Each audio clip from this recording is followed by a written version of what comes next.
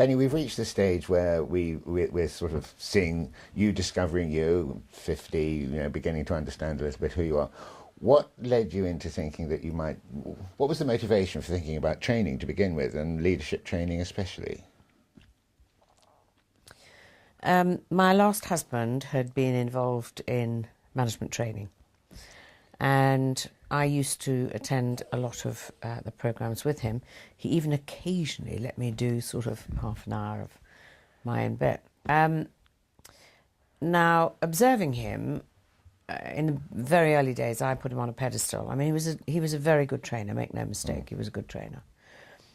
And I learned a lot watching him.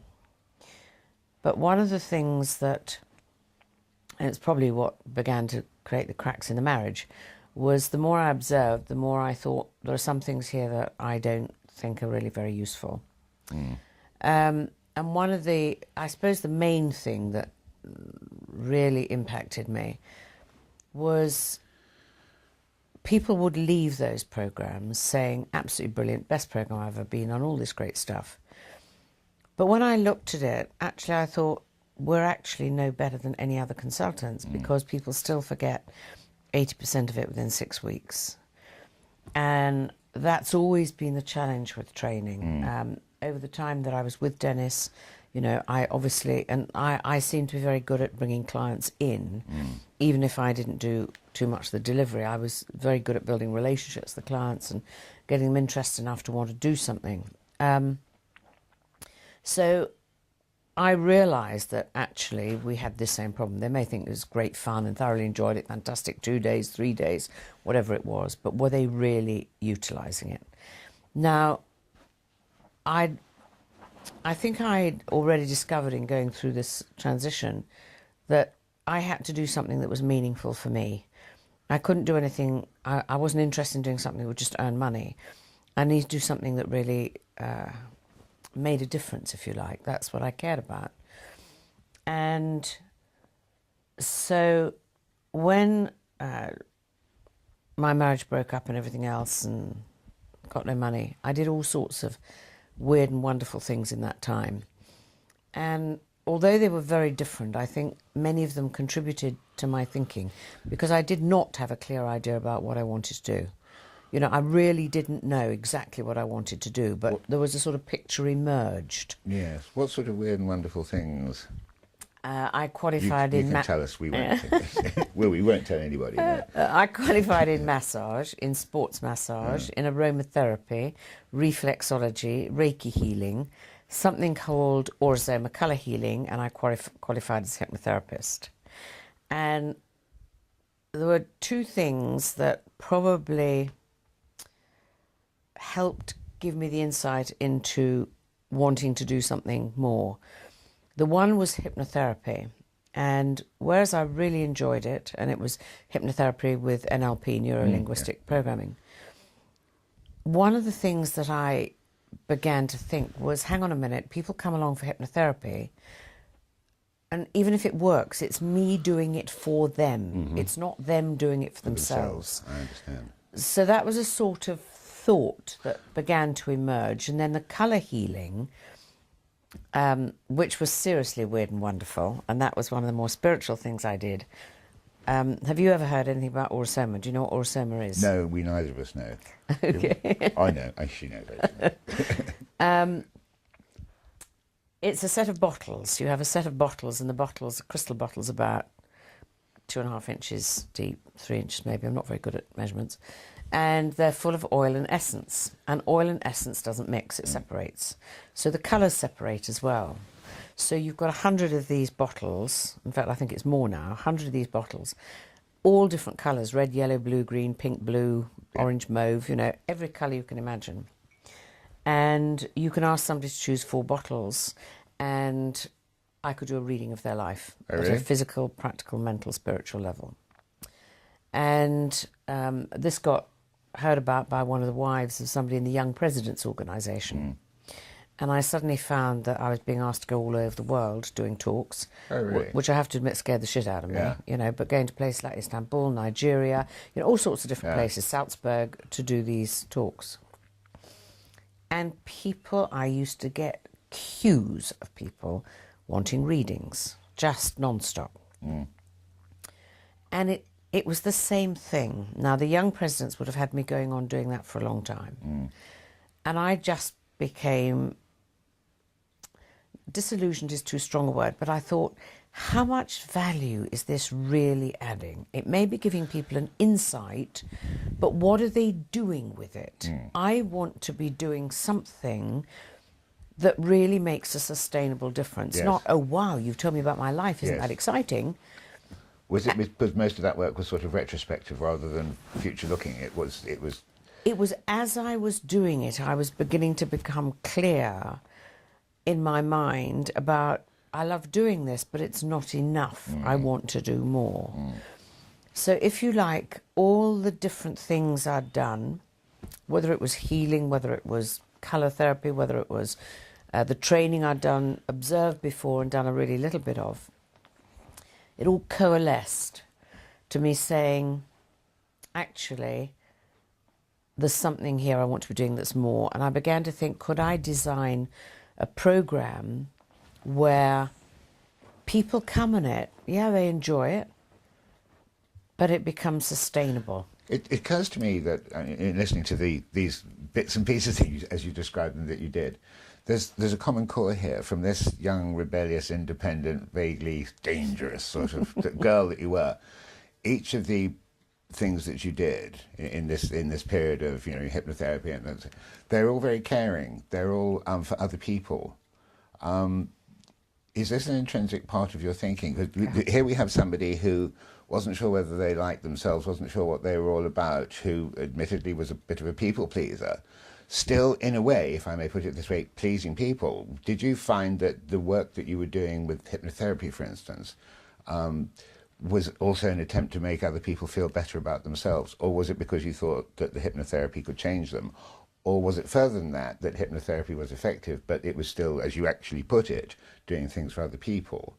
I'm just trying to get a picture of the motivation behind the Penny the therapist at that stage, whether it was a self-fulfillment or whether it was a genuine need to help other people, or a mixture of both. I think in the beginning,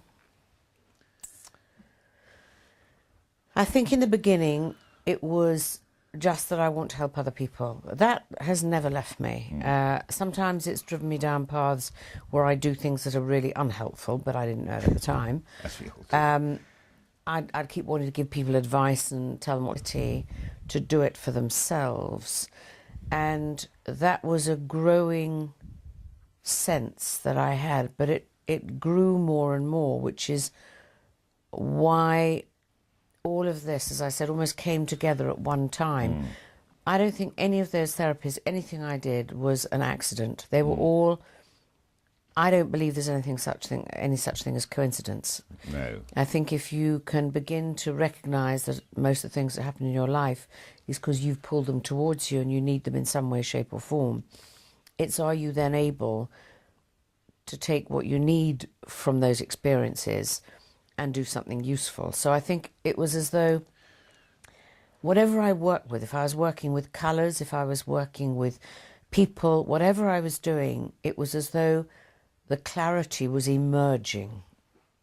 So I still want to help people. I want to help people all the time. But the difference is I want to help them to help themselves. Yes. That's the huge difference. Difference between empowerment and enabling. I mean, Yeah. yeah. But it's interesting, isn't it, that you have drawn on, perhaps all the experiences that we've discussed, you've drawn on. And is it also the case, and it's frequently said, isn't it, that when helping others, you help them, you help yourself? Did you find that this sort of transition from being a therapist per se to moving on to doing things that are more positive, is this a process of your helping yourself and growing from within, as you learn from other people, from therapy and so forth, as you learn more about yourself while you're helping other people? I think that when I was doing, as you call the therapies, which was the aromatherapy and the, all the rest of it, that probably helped in terms of helping to heal me. Because bear in mind, all the time I was going through this, Yes. I was in huge recovery from Phil dying and trying to get my life back together. So there's no question that that helped me. No question it helped me. I would say that over the next 18 years, which is where I am now, it's changed. And that is no longer that it's helping me in that way, healing me. It was more healing at that time. Yes. Now, it doesn't matter what I do. I never stop learning. Never. No. I learn when I deliver the program. I learn when I work with clients. I learn when I learn every day something. And it's my choice. Do I choose to take something from what I'm doing now? So I have grown beyond recognition. Was it to help me feel better about myself? I don't think that was even remotely part of my conscious thinking. Okay, well, just a tiny bit more on this before we move on.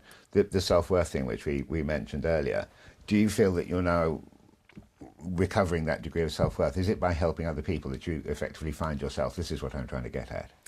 I don't think that belief ever goes away. And one of the things that, in fact, I'll share with you an experience that was kind of interesting. When people tell me, and as you, I think, know, we've now had something like, in fact, we were adding it up at our last meeting. I think it's nearly 40,000 people through our programme now, which is an incredible amount of people. When people tell me the programme's changed their life, I love it. I love it. I love it. But that's one step removed from me. When people say to me, you've changed my life, I'm significantly uncomfortable. Yes. Which tells me that belief still kicks in all the time. Now, I got asked to go and do a speaking engagement by the HR director. I think he's more senior now, but at the time he was HR director of Staples. And it was a type of speaking engagement which is a bit of a nightmare for me because it's about 350 people. Half of them have been through the programme, half of them hadn't. So wouldn't have a clue about what you're talking about. So you have to make it fit both, which is interesting. Yeah. It was also interesting that, and this is a complete aside, but it was good fun. I was actually running a programme for a top team down in Southampton, and the speaking engagement was up in Birmingham. And this was on in the evening. There was no way I was going to get there in time, but they were very keen for me to get there. And somebody came up with a bright idea.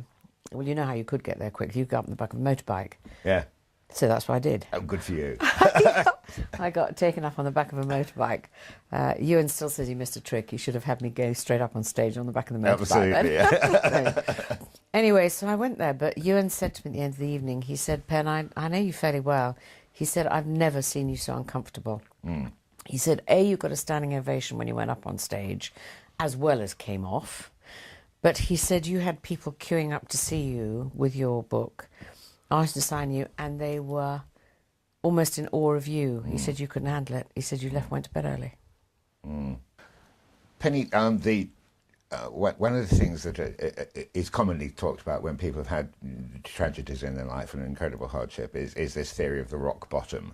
That you have to know how far you can't go any further, therefore you can only go upwards. Now, you must have got fairly close to rock bottom, I would imagine. Do you find, do you think that you have to reach your rock bottom in order to get back a bit? Can you see the rock bottom coming and therefore prevent yourself from hitting it? But most of all, where did this ability to be able to sort of claw your way back up come from? I can understand that it's about helping people, and that's clear and obvious. But it takes a lot of inner resolve and strength too. Where did that come from? Tony, that is a question I just can't answer. I don't know. I really don't know. I don't even know if it's intrinsically part of me. If anybody can find it, I really find that very difficult to answer. I know that it doesn't matter what happens to me, I will always bounce back. There have been times in my life where I have had to think, I'm not sure I can come back from this. But if you have anything anywhere in your life that you feel is worth coming back for, and of course my rock bottom was when Phil died. And I found that very difficult. And part of the reason I found it so difficult was wondering if I could have done things differently. I asked myself, would I have been different if I hadn't had 5 other children? I can't answer the question. No. I don't know. I do know that it was that awful feeling of, God, I'm such a bad example to them. You know, and it's crazy, really, because I wasn't bad all the time. I was a fantastic housewife. I ran an amazing house. You know, lots of things I did well. Yeah. But I was always inclined to focus all the time on what I did badly and how could I make it better. So I don't know where that came from. This is a shift, isn't it? From we talked earlier about people's propensity for blaming everybody else other than themselves for what. Here you're almost sort of looking at yourself and not perhaps blaming, but asking yourself, could I have done more? And that too is part, surely, of the growth of the leadership programs, of the training programs. And I assume that you're asking people to look at themselves and say, how can I do more?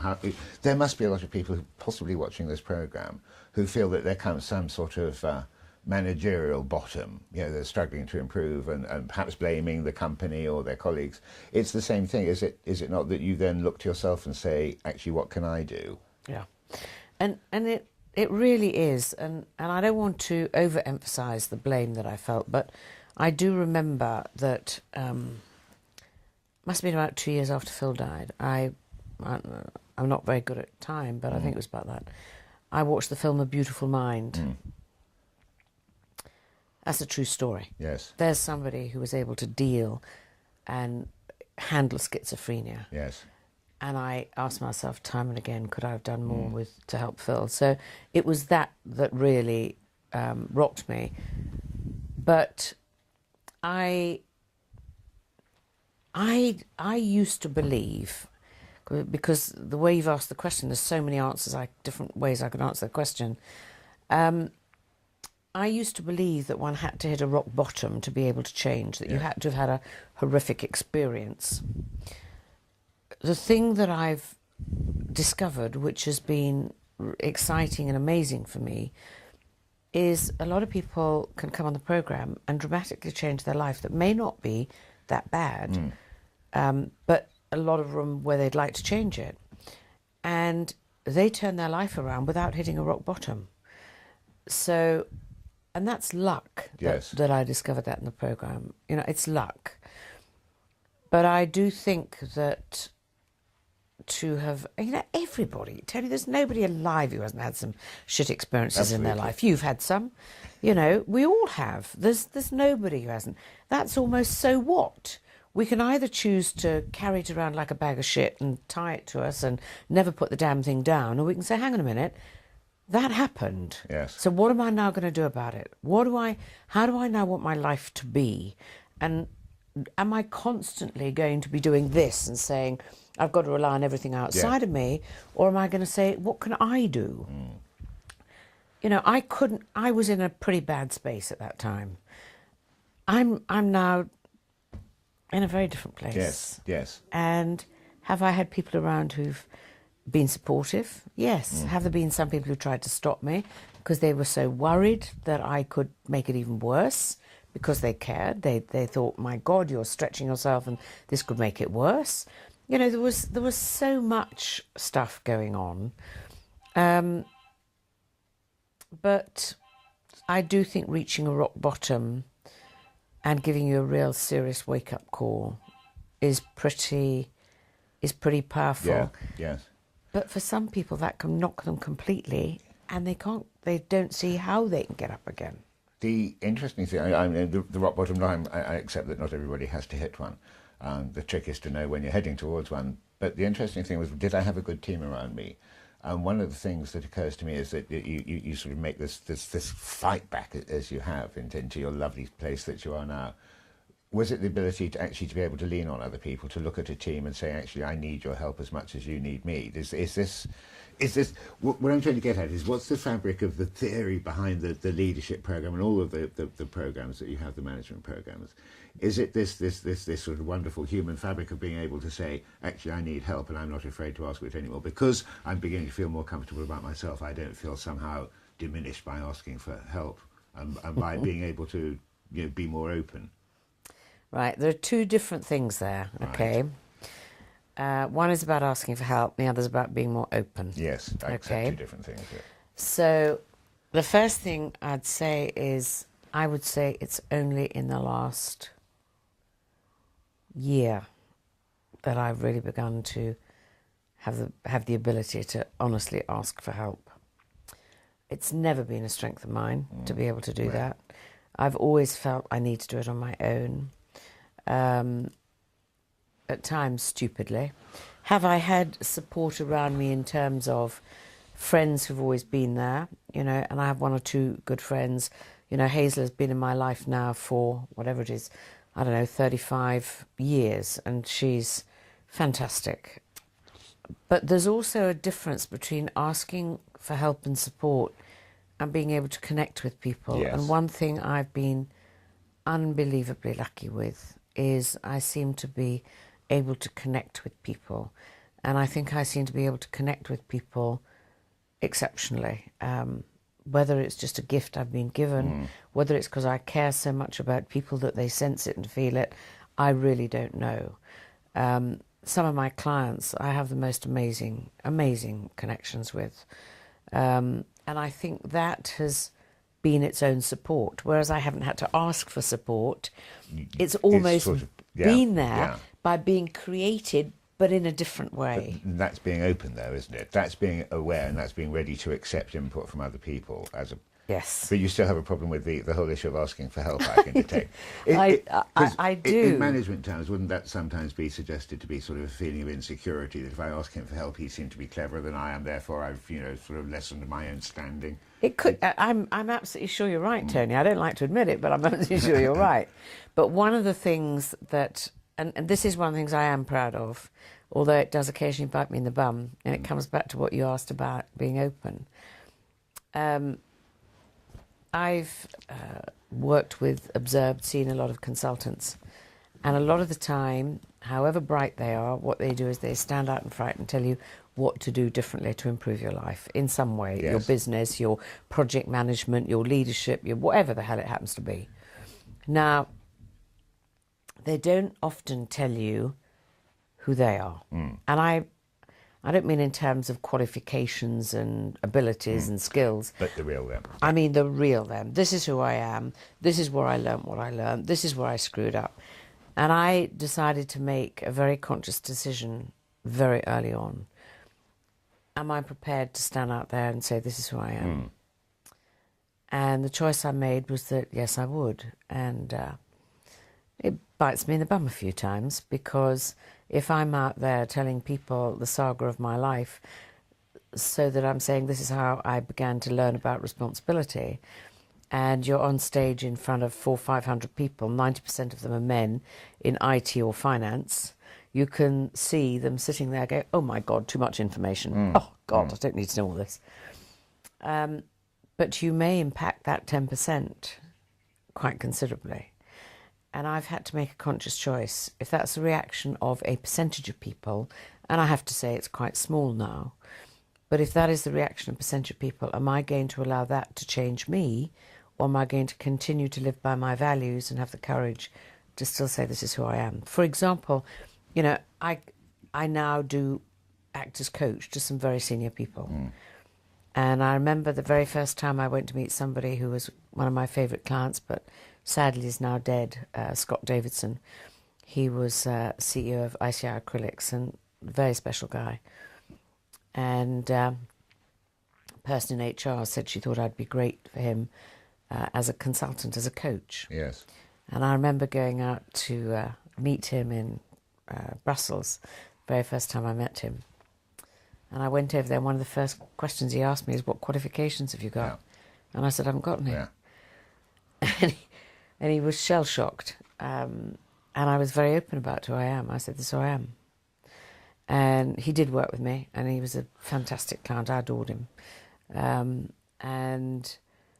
But I never, ever want to pretend to be something I'm not. Absolutely, I understand that. But this is the essence, perhaps, of the program, because in a way, you're doing the old sort of the colonel-in-chief things. I'd never ask my chaps to do what I wouldn't do myself. You're asking people, I assume, and we will come to this in a minute, the programs, the training programs, the leadership programs that you run, are pretty much about understanding yourself and being honest about yourself and looking for the flaws and be prepared to admit them. And you're doing this by example, aren't you? I mean, for the people watching today, this is really what we're doing. We're showing the inner Penny, that you're prepared to look at yourself and reveal yourself, so to speak, and encourage other people to be able to do the same, because I'm getting the idea that a lot of the basis of your training comes from people being able to have a good look at themselves, not everybody else, not blaming their circumstances or any other sort of extraneous things, but look at themselves and think, if I want to do better, what could I do to myself to make myself better?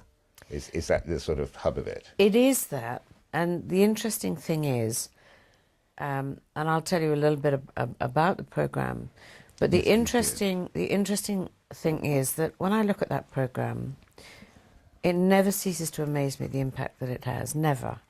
Because I actually think all it is teaching downright basic common sense. It's just not common practice.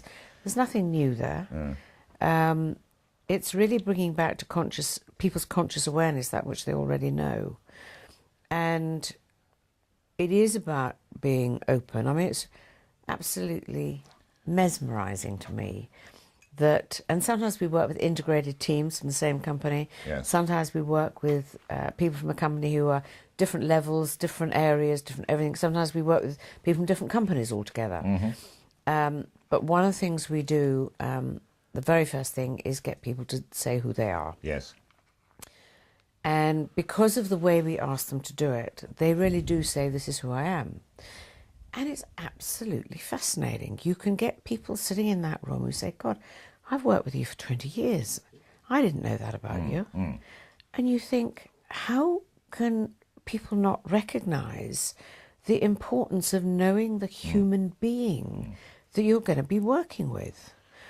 And it's fascinating. But I often think, and I don't run personally that many programs now, except for really top teams. But the interesting thing is, always before I go to run one, I'm actually quite nervous, and I think, they're all going to know this stuff. I know they are. They're going to know this stuff. They never bloody do. And I think, hang on a minute, how come that? It is common sense. That's all it is. So it's very much, and it's about getting them to have the courage to be open. But it's not making anybody do it. It's their choice how much they say. When you're doing the courses, and we have presumably this essence of the old phrase of honesty, openness and willingness, and people accepting when they say who they are, they presumably have to do it pretty candidly. They don't have to, Tony. It works better if they do it candidly. It certainly can do, but it's entirely their choice. So when you get a team that opens up, and one of the clients I work with now, who I love, I've worked with the particular CEO in different, when he's been in other companies as well.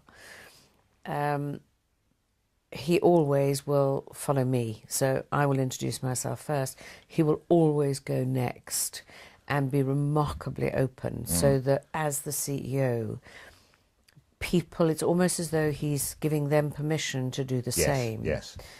And, you know, it's fascinating to see it, fascinating to see. You know, there was a program that I was with him recently, and with his new team, somebody new had come on board. And, of course, the rest of the team, it was bringing somebody in who needed to be integrated, so we did all the introductions again. And this individual said something that left all of us reeling. And we all said, oh, God! Where he said he'd got married at 16 to somebody at 14, and they had to get permission from the court to do it. And we're all sitting there going, oh, my God! You know, and this is a very senior director, and you just wouldn't imagine that something like that would come out. Can you imagine how your perception of somebody then changes? Yes. It's fascinating. Good old boy, I'd say.